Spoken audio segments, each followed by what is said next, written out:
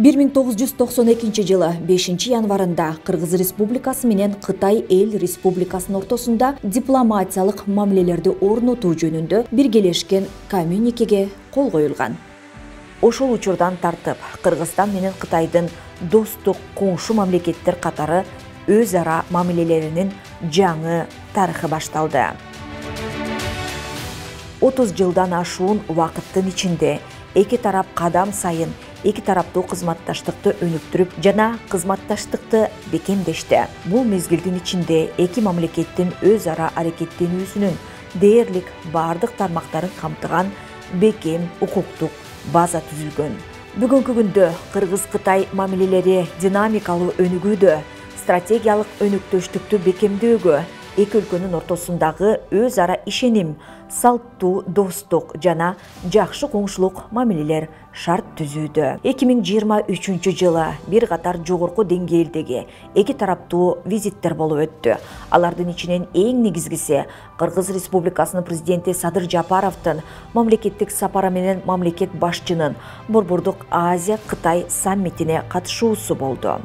Кыргызстандын министрлер кабинетинин төрагасы Акылбек Жапаровдун Кытайдын Синжаң Уйгур автоном районуна болгон иш сапары. Кыргыз Республикасынын тышкы иштер министри Жээнбек Кулубаевдин Кытайга болгон сапары жана анын Борбордук Азия Кытай диалог форматындагы тышкы саясат ведомстволорунун башчыларынын 4-чү жолугушуусуна катышуусу жана Кытайдын мамлекеттик кеңешинин премьери Ли Цян Кыргызстанга расмий сапары жана анын ШКУга мүчө мамлекеттердин өкмөт башчылар кеңешинин жыйынына катышуусу.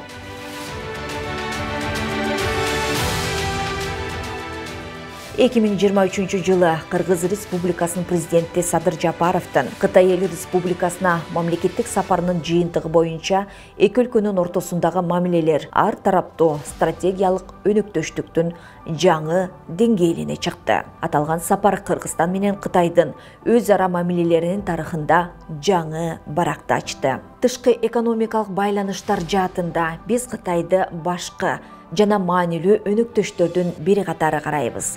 Жана өз ара кызыкчылыктарга дал келген биргелешкен инвестициялык долбоорлорду алга жылдыруу аркылуу менен өз ара пайдалуу сооданы өнүктүрүүгө, аны диверсификациялоого кызыктарбыз. Эки тараптуу соода экономикалык өз ара аракеттенүүнүн эң маанилүү жана келечектүү багыттары болуп, инфраструктура, транспорт, энергетиканы кайра иштетүү өнөр жайы, айыл чарба, тоо кен казып алуу өнөр жайын өнүктүрүү жаатындагы кызматташтык саналат. Эки тараптуу мамилелердин жогорку деңгээлинин аркасында энергетика жана транспорт чөйрөсүндөгү биргелешкен долбоорлор ийгиликтүү ишке ашырылды. Атап айтканда, Датка кемин электр берүү линиясын куруу жана ишке киргизүү, Ош-Баткен Исфана, Бишкек балыкчы жана Бишкек Нарын Торугарт автомобиль жолдорун, Кытай-Кыргызстан Өзбекстан автомобиль жолун, ошондой эле түндүк түштүк альтернативдүү автомобиль жолун реабилитациялоо. Кытай тараптын маалыматы боюнча 2023 жылы Кыргызстан менен Кытайдын ортосундагы тышкы соода жүгүртүү 19 миллиард 901 миллион АКШ долларын түздү.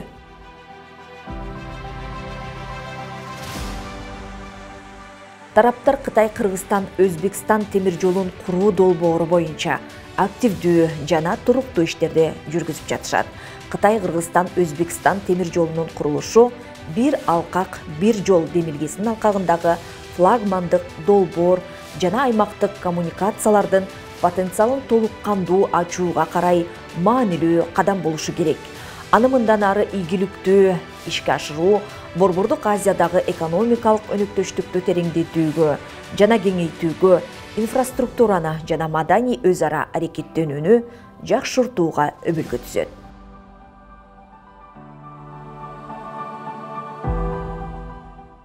Ошондой эле тараптар Кыргыз-Кытай өнүктүрүү фондун түзүү, Торугарт жана Иркиштам көзөмөл өткөрүү пункттарынын ишин оптималдаштыруу маселелери, ошондой эле гидроэнергетика, инфраструктура жана башка чөйрөлөрүндөгү башка долбоорлор боюнча өз ара аракеттенишет.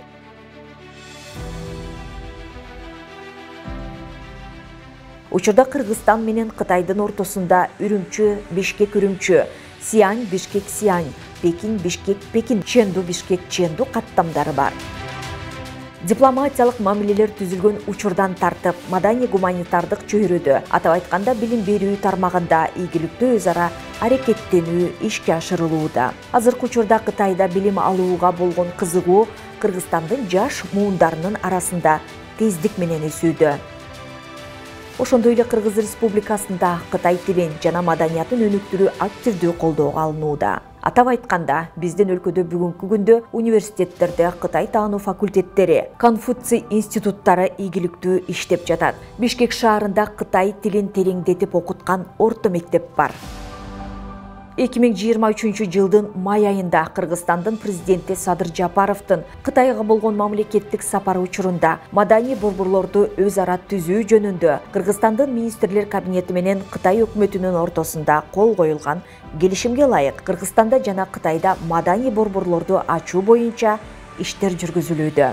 Кытайдын мамлекеттик кеңешинин премьери Ли Цян Кыргызстанга болгон сапарынын алкагында Бишкекте Кытайдын маданий борборунун ачылышы жарыяланды. Ошондой эле улуу Манас эпосы эки элдин жакындашуусунун айкын мисалдарынын бири болуп саналат. Жусуп Мамайдын китебинин вариантынын негизинде Кытайда жана Кыргызстанда бир нече жолу Манас эпосы боюнча опера коюлган. Кыргыз-Кытай мамилелеринин маанилүү багыты биздин өлкөлөрдүн эл аралык уюмдардын алкагындагы кызматташтыгы болуп саналат. Кыргызстан менен Кытай Шанхай кызматташтык уюмунун алкагында ийгиликтүү жана жемиштүү өз ара аракеттенишүүдө. 2023 жылдын октябрында Кыргызстан ШКУга мүчө мамлекеттердин өкмөт башчыларынын кеңешинин 22-чи жыйынын ийгиликтүү өткөрдү.